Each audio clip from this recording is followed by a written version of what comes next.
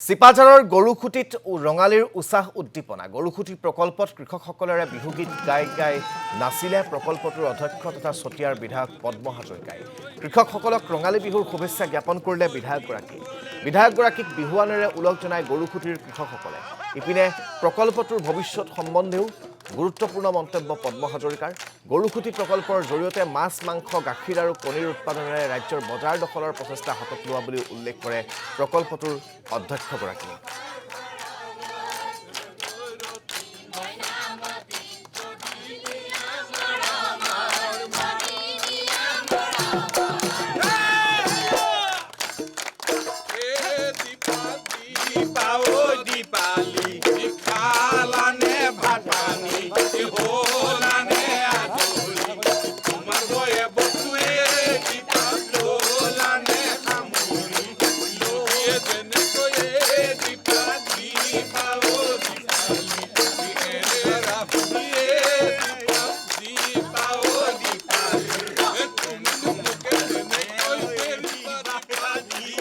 আমাৰ গৰুখুটি প্ৰকল্পৰ কৃষি সৈনিকসকলে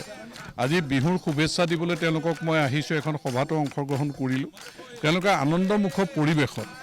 আমাৰ কৃষিৰ লগত সম্পৰ্ক থকা অসমীয়াৰ এই বাপুতি সাহোন ৰঙালী বিহু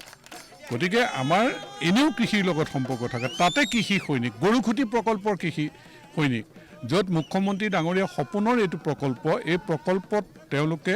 নিজৰ জীৱনটো গঢ়িম বুলি আহিছে যে কৰ্ম সংস্কৃতিৰ জৰিয়তে তেওঁলোকে উৎপাদনমুখী যাত্ৰাৰ জৰিয়তে তেওঁলোকে পথাৰ বজাৰ দখল কৰা যি এক লক্ষ্যৰে তেওঁলোক আহিছে সেই কৃষি সৈনিকসকলে সঁচা মৰম সঁচা আন্তৰিকতাৰে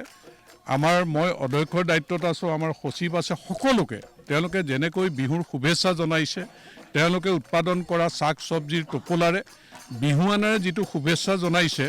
যে এইটোত এজন অসম মাতৃৰ সন্তান হিচাপে মই কিমান আনন্দিত হৈছোঁ সেইটো আচলতে মই ভাষাৰে বৰ্ণাব নোৱাৰোঁ